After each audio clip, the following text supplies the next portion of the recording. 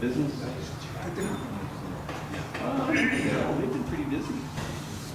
I could get Oh, fish no, trying to, they must be somebody. get things done before the snow flies. Oh, he was bringing it up. But you're full-time, Yeah. you can't do it part-time. Well, it didn't work. It's impossible. Where they come from? They didn't, I don't know why they didn't make Warren full-time. He must pay. Oh, yes. And then He's making a lot of money. Yeah, well, they just like, He's making a lot of money. That's usually when Well, let's just kind of go by, so it's- they want the job, Yeah. they get trained, And then that happened before, or just kind of on? they kind of move on because there's no money. Before, That's one of the problems. Yeah. you know, with that. It was not just hired somebody, you know, back in June. No, I was kind of working on the help of the STR.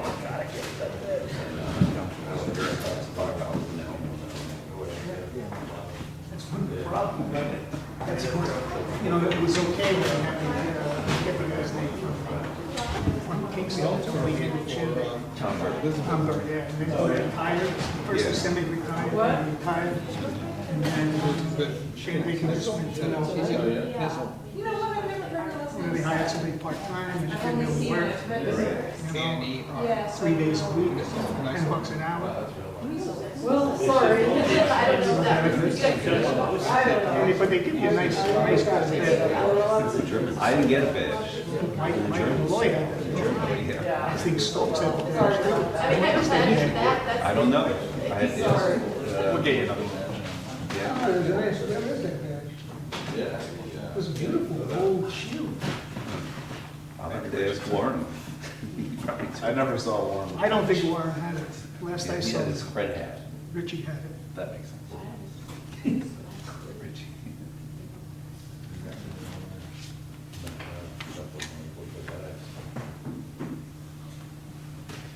So I was entertaining the idea of making the meetings at 6 o'clock, rather than 7 o'clock.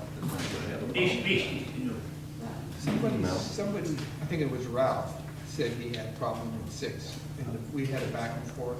Am I correct in that, remember? Yeah, there was somebody who said that. Either Ralph or Sam Right. was saying that 6 was too But- early for them. I don't mind if we bring it up again and ask, or 6:30, but Mhm. if that's possible. Are you interrupting your dinner hour? No, I don't eat till 9 o'clock at night Yeah, anyway. me too, so that's different. Maybe that's why I can't get up before 10 a.m. Oh, I'm up early.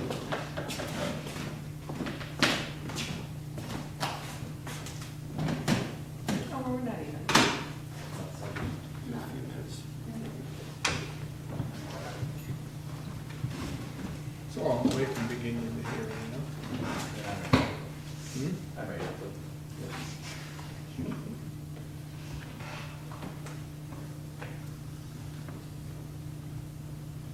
So you must be Hank. The guy, Do you have an email address? yeah, What is it? H. Williams, 102 at iCloud.com.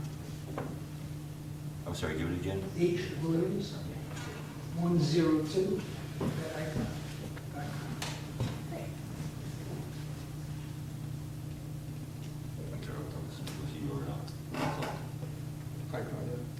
So how many times in your life have some people made references to Hank Williams and come to us and say, maybe 100 or? Only when I sign menus. only-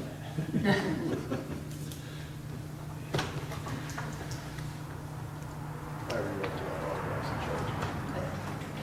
Believe it or not, I signed menus at the World Trade Center, Windows of the World. Oh, yeah? There had a bunch of people in. And they had it all cordoned off, and I thought, you know, nobody knows what Hank Williams Jr. looks like. You know, he got a beard, he slid down a mountain on his face when he was skiing. And at Nannels on Central Park Uh-huh. South, I was in there one day with a bunch of guys from business, and Mickey Mantle from him with his girlfriend. And I went over to him, we were drinking, I went over to him and said, hey, Nick, there's two famous people there. He said, yeah, I know who I am, who else? I said, Hank Williams Jr. And I showed him all my stuff, and, you know, my credentials and stuff, and he started laughing. He said, sit down. So I sat down, I was talking to him, he signed the menu to me, and then he signed the book that he had written. Oh, cool. And he put best wish, B-E-S-S, best wishes. Best wishes. And to Hank Jr., best wishes, Mickey Mouse. Should be 7 o'clock. Should we I guess we should, yeah. start? So the first thing we need to do is elect a chair, a vice chair, and a secretary. Okay. It can't be me, and it can't be Alex. So Okay. I guess it's up to you four. Okay, I had a discussion with James the other day about how to organize this. He had a great idea. Rather than electing a chair, he suggested a facilitator, Okay. which I guess maybe doesn't sound as hierarchical, and also that it'd be rotating, so a different person runs the meeting every month. I guess in the best interest of transparency and fairness. Is that allowed, is that okay? I don't know if it's allowed, it's fine with me. I don't know. Why can't you guys be? Because you're. Because we work like that, yeah. Okay. I don't know, does anybody want to be chairperson? Anybody with a burning desire? I'll be a chair if somebody wants it, but I thought the idea of facilitating it would just be, you know, different people get a chance to lead. And we also talked a little bit about Robert's rules of orders, just to make sure that people get a chance to talk and Yeah. finish sentences and stuff like that. For sure. And that, For example, do we have to keep minutes? Yeah, so that's gonna be the job of the secretary, whoever it is.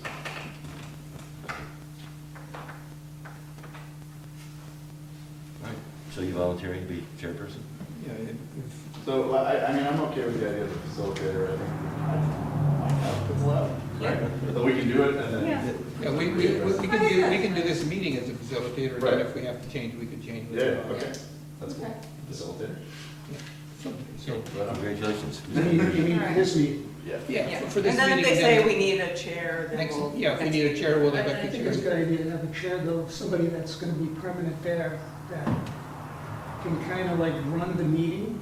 Mhm. I mean, if an individual is the chair this month, and then next month there's another one, and next month there's another one, you kind of lose, Continuity. you kind of lose that, you know, the chairperson is the person that's gonna actually run the meeting and be able to get information back and forth between everybody and keep everybody in line, supposedly.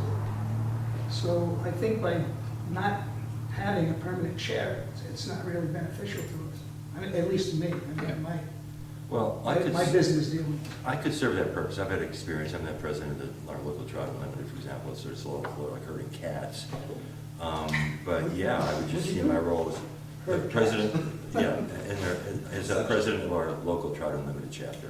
The task is sort of like herding cats. So anyway, I'm saying I've had some experience with, you know, maintaining order. Well, I was executive vice president of a labor organization.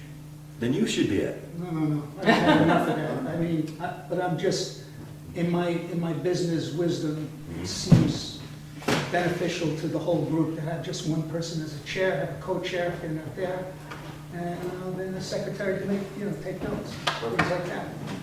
So you would be okay with being chair? I'd be okay with being chair. Would you be okay with being co-chair? I can co-chair.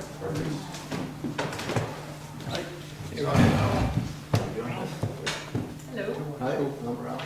Guys, is this good? You're James. How are you? I just got nominated as chair. Krista? Unless you want to chair. Serious. That chair's for you? Okay. So who's going to be secretary? Oh, heck, I will. And so that means regurgitating minutes at the next meeting and, okay. So And if Robert's you rules do of anything, order. you can always watch it on video tape. That's right. That's handy. We are being videotaped. So can we start by introducing who people are and tell us each other who we are and tell our assembled multitude who we are? Why don't you start? Okay, I'm Ralph Colby, owner of Slide Mountain Firehouse. Howard Gallon, Town Building Inspector, Code Enforcement Officer. Hank Williams, resident, Woodland Valley. Kevin Van Blarken, I serve as councilman on the town board. Krista Trindler, resident of Phoenicia and Airbnb host. James Cope, Airbnb host, and been here since 2003. Chichester resident for 17 years, and I'm also on the zoning board, which is how I wound up on this committee. I've been a resident for over 30 years. Okay. Anybody else want to say anything about how long they've been here or what they're doing here? Almost got it. Almost got it. Right here. And we're waiting for a Sam spot up for people, and Seems like it's coming out. I bought land in Woodland Valley when I was 19. So I've been around a little while, You were a visionary. I guess.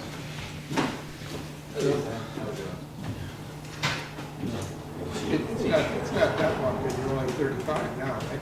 That's true.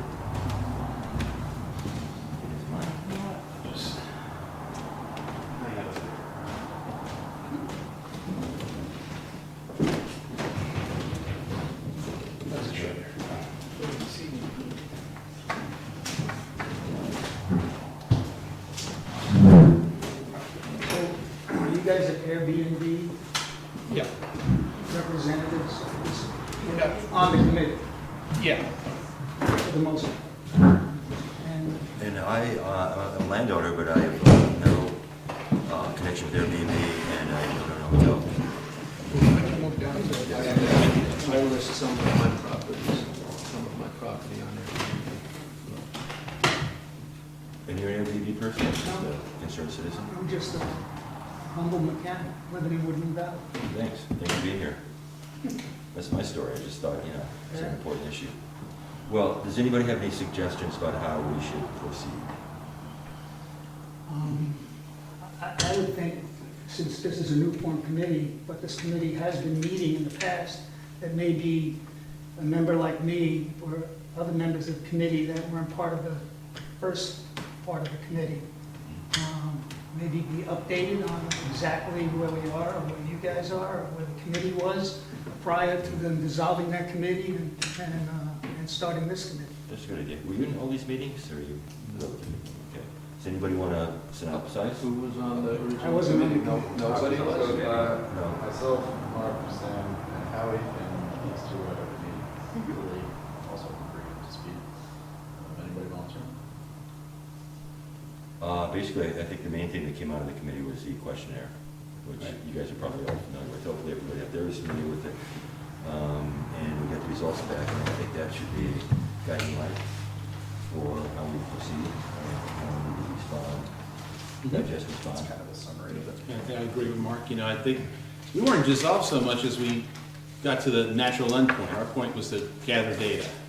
So we looked at some of the other towns, what are they doing? We issued the questionnaire to find out about our town, to get information, and to get a sense of how people were feeling about this.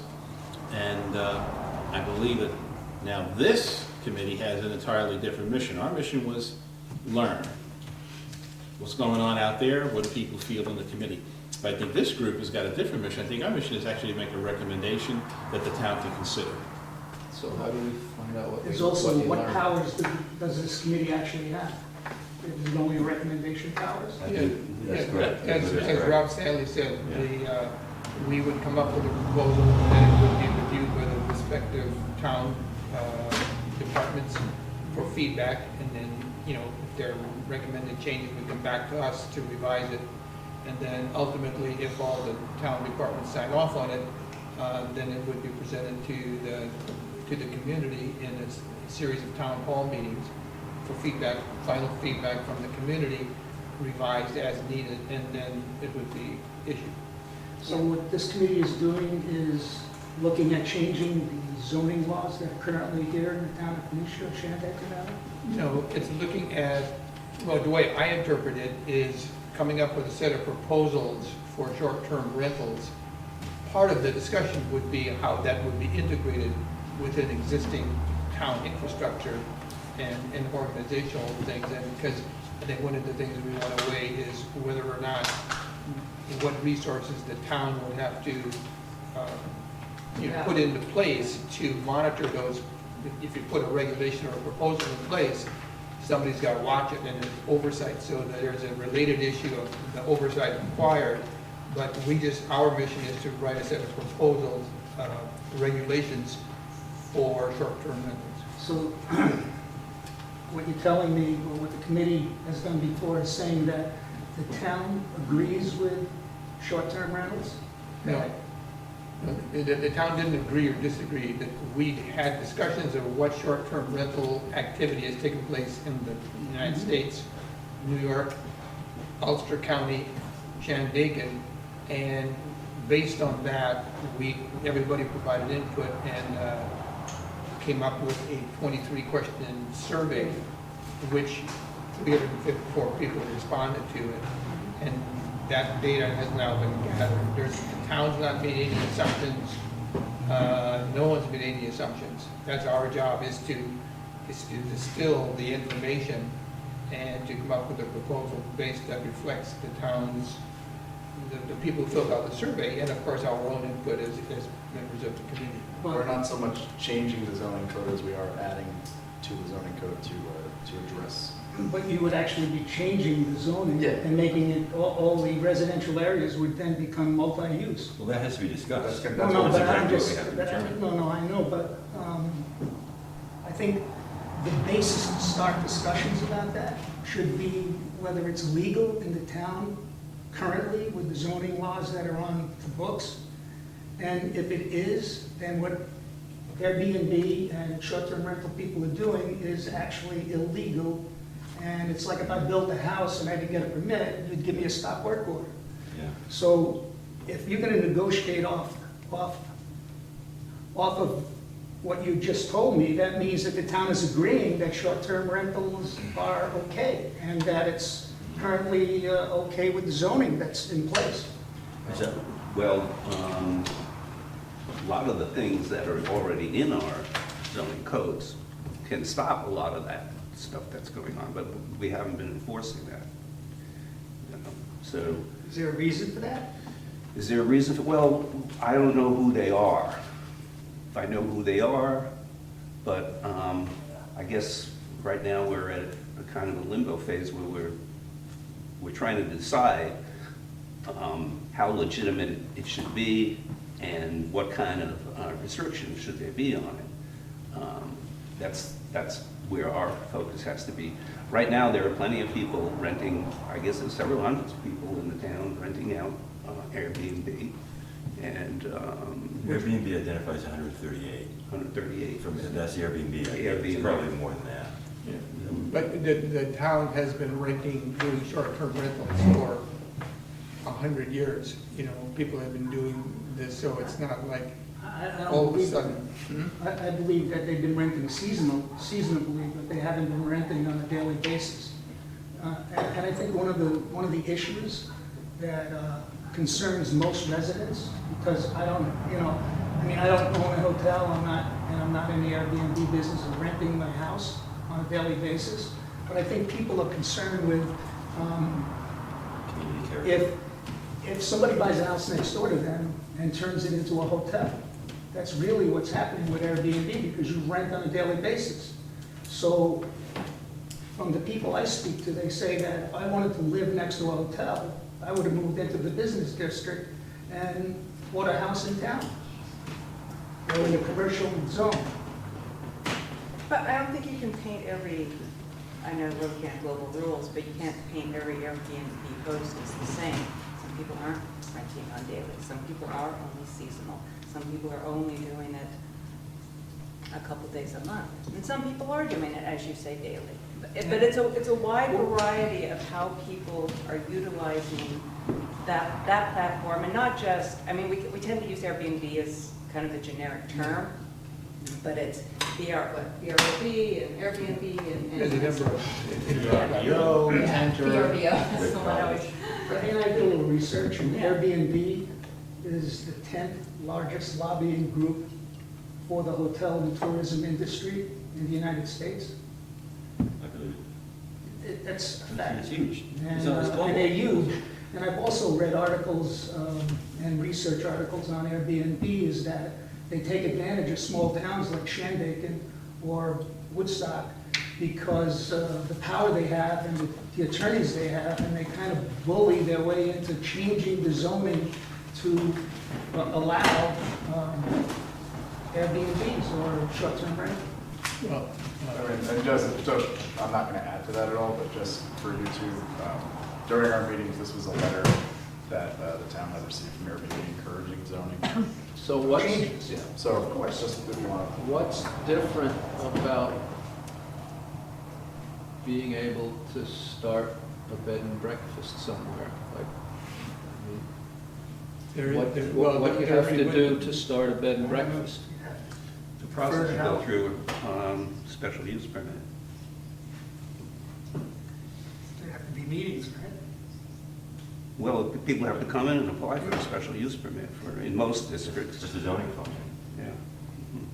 But people aren't doing that. Because I haven't had anybody come in and say, I want to open an Airbnb and I'd like to get a special use permit.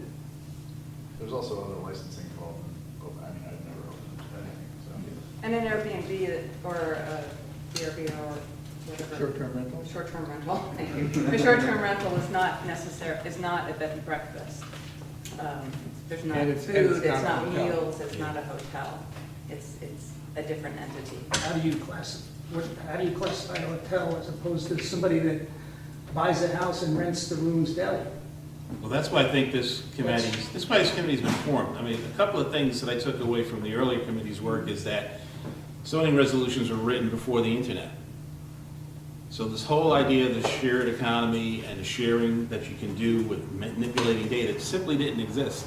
So it's completely silent on short-term rental because nobody knew when that was being written that there was such a thing. But it has boarding houses in there, it has bed and breakfasts in there, and there are rules for how to go about that. But it also has zoning where they can be and where they can't be. That's right. They work together. And I think part of our responsibility is to say, okay, what do we want our town to be? And I come with two perspectives. I live not very far away from here, which is late because I got stuck in a meeting in Albany. And so, single-family home. So I'm interested in the community. My wife and I, we also have a shop in Woodstock. And Woodstock and Shandaken, I know from Ulster County Planning Board, there are hundreds and hundreds of short-term rental properties being used here. The county's interested because they want to collect their tax. We get tons of customers from other places who are staying for Airbnbs, not just because there was a lack of hotel rooms, but if you're a traveler, they like the idea of being in a real home, sometimes actually engaging with the person who lives there to know more about the community. So, and the third fact I would say is, I think there was enough that we heard, and I started this with a certain opinion, and I came to a different place by the end of it. I think there's enough people in our community that A, for economic reasons, and B, for social reasons, need to have short-term rentals. We could choose to say, on one extreme, Shandaken be 100% short-term rental, nobody's gonna be on the voluntary fire department, it's not a community anymore. And then there's 0%. Is that fair? Because there are people who actually need it. So we're being asked to, I think, say, what's the right thing that we would recommend to the town? Because the zoning resolution is an antique as compared to the internet world that we're in. And I'm an architect, so, I mean, it doesn't keep pace. Zoning is there for a reason. Yeah. Yeah. You know, it's Land not use. because the internet came alive and people are using that as a vehicle to start a business in a residential area. I mean, the zoning has to be changed for that. So if the zoning says that you can't do that in an R5, R3, R1.5, then you should be allowed to do it. So if this committee is gonna sit here and negotiate off the fact that the town has already agreed that short-term rentals is okay, and which I haven't heard yet. And, Town hasn't agreed to that. well, but they didn't do anything about it. So by not doing anything about it means that you kind of agree with it. Because if It's you don't react to it, you agree with it. But Understood. former committee members, or from the last committee, sorry, correct me if I'm wrong, because I can't really recall. It was hard for us to find a place for Airbnbs or short-term rentals in the zoning code, right? Like, there was not a perfect spot for it. Well, it Basically- isn't identified or delineated. Right. Because it didn't exist. Yeah. Right, so that's why we need to modernize the zoning code. It's because there is no cut and dry answer as to what the town should think, or if it's illegal, if it's not illegal. It needs to be addressed. But and I'm sorry, I'm Sam. I'm sorry. Yeah, I know. I've met him before, zoning, Oh, zoning okay. board meetings. Okay, and your name again, I'm sorry? Hank Wood. Hank, thank you. Hank Williams Jr. Okay, I love your music, thank you very much. Just buying a record. We could have a very short life committee if at the end of the day we want to take a vote and say, you know what? Enforce the law the way it is, we don't need to change anything. There's nothing to stop us from saying that. But I think we're being asked to give it a little bit more consideration. I Well, agree for with instance, Hank. an accessory apartment within a single-family dwelling is a special use permit in every district. And remind us all, when a person comes for a special use permit, what happens, how our neighbors informed, you know, it's an important, rigorous process, and it only attaches to the owner of that property. It's not like a variance, it doesn't stick with the land. So that person, what do they have to do? I talked to Dennis Doyle about that, because a lot of people say that. Okay. Special use. Look, I said, you know, Dennis Doyle, he responded, he said, well, what if you get a special use permit and you put $5 million into a hotel? Does that mean you can't sell that business to another person? He said, of course it goes with the property. Now, somebody on the planning board has suggested site plan review is the way to go. Once it's established, then you have a site plan review. How many cars are gonna be there, you know, which way the lights are gonna be on at night, and so, so the special use permit just for an accessory apartment is required in every district of this town. There are, hotels are, for example, allowed in R5 districts. Is that correct? Hotels? Hotels, lodges. Well, they were established before zoning came into effect. Zoning came into effect in 1976. So everything that predates that is, you know, non-conforming, but it's. Grandfathered in? Correct. Yeah, I don't like that word. No, Was that the issue with the cross?